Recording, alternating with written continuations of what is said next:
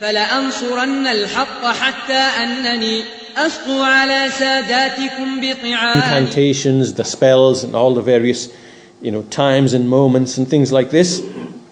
And in reality, if we just pause at this point for a few moments, when we look at magic and how it really works, really the shayateen, the devils, their aim and their goal is to make people disbelieve by engaging in the worship of other things besides Allah.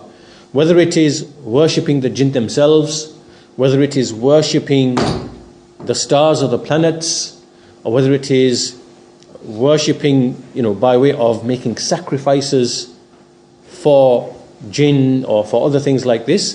This is what their aim and objective is. To achieve this objective, they will do favors for those who are willing to sell themselves for a miserable price, who are willing to sell their faith and sell their iman and sell their Islam. So if you look at many of the ways that magic is actually implemented, you will see that there are a lot of specific details that are often involved. The shayateen, for example, will say to the magician, wait until, for example, such and such planet is aligned in such and such a place in such and such time in the night or whatever, and then take an animal, take a chicken or something else, and go to a certain place and sacrifice it there. And so you find that there's a very specific things which are involved in setting up the magic and giving effect to it. And these practices are clearly shirk, because they involve veneration of the planets, worship of the stars, worship of the jinn, of the shayateen, and things like this. And this is how magic actually takes effect. So the point being here that the devils, they were the first of those people who implemented magic and then spread it amongst the people, taught it to the people as a means of making them disbelieve, to make them worship others besides Allah.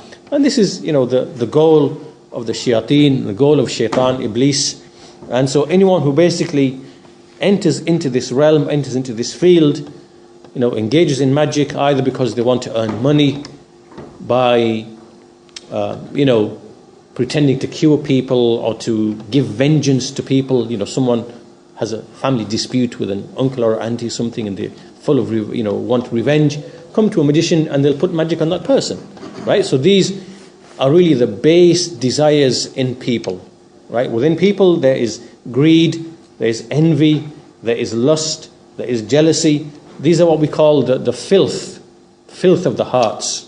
So there are those people with this type of filth.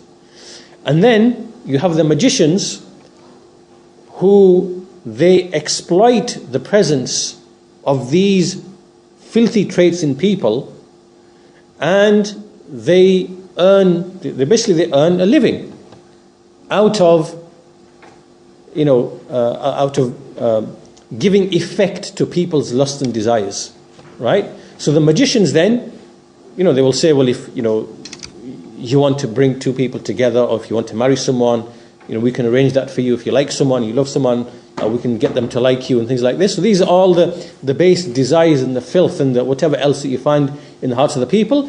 The magicians, knowing this is present in the people, they will then exploit that in order to get monetary benefit, right? Financial benefit, or it could be more than financial benefit.